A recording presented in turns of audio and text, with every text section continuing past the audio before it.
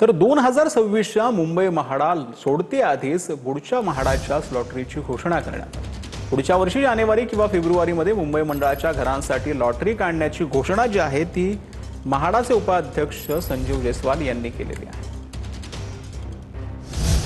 2 दिवसात गोगावलेंची रायगडच्या पालकमंत्रीपदी निवड होणार असं महेंद्र थोरवेंनी म्हटलेलं आहे। तिन्ही पक्षाच्या नेतृत्वांमध्ये चर्चेनंतर गोगावलेंच्या नावावर एकमत झाल्याचं थोरवेंनी सांगितलं।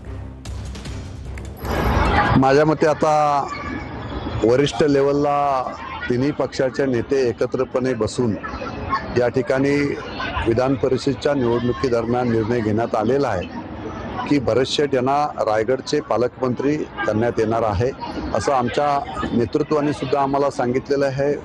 मुख्यमंत्री फडणवीस साहेबांनी सुद्धा सांगितलेलं आहे आणि तटकरे साहेबांनी सुद्धा त्या गोष्टीला दुजोरा दिलेला आहे।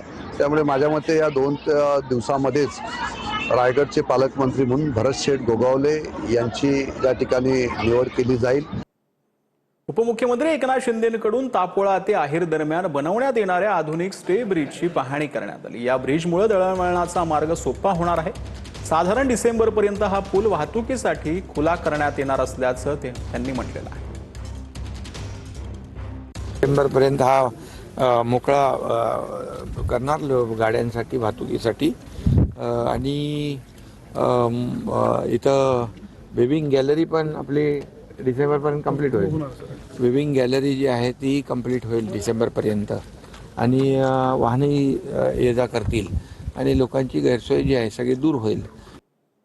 तर काँग्रेसचे खासदार प्रशांत पडोळे भाजपचे केंद्रीय मंत्री नितीन गडकरींचे पाया पडलेले आहेत। नितीन गडकरी संसदेत येताना पडोळे यांनी त्यांच्या पाया पडत आशीर्वाद दिले।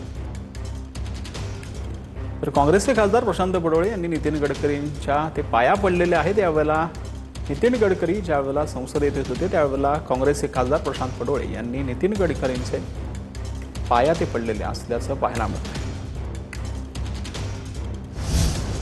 मुंबई पालिकेच्या वृक्ष लागवडीच्या जाहिरातीसाठी 5.25 लाखांच्या खर्चाचा प्रस्ताव होता असं यशवंत खिलेदार यांनी म्हटलंय। 3 मिनिटांच्या चित्रफितीसाठी 5.25 लाखांचा खर्च अयोग्य असल्याचं केलेदार यांनी म्हटलं। नविदा न काढता परस्पर हा प्रस्ताव मंजूर करण्यात आला असं केलेदारांनी म्हटलं। 1 कोटी झाडं संपूर्ण महाराष्ट्रात लावायची हा महाराष्ट्र शासनाचा प्रकल्प आहे आणि त्या प्रकल्पाची जाहिरात करण्यासाठी महानगरपालिकेने साधारण 5.25 लाख रुपये खर्च करावेत असा तो प्रस्ताव होता। तर मला वाटतं की एका 3 मिनिटाच्या चित्रफितीसाठी 5.25 लाख रुपये खर्च होणं हे काही योग्य नाही। मग त्यासाठी मग तुम्ही निविदा का नाही आणली, टेंडर का काढले नाहीत, परस्पर टेंडर न काढता ही मंजुरी द्यावी असा तो प्रस्ताव होता।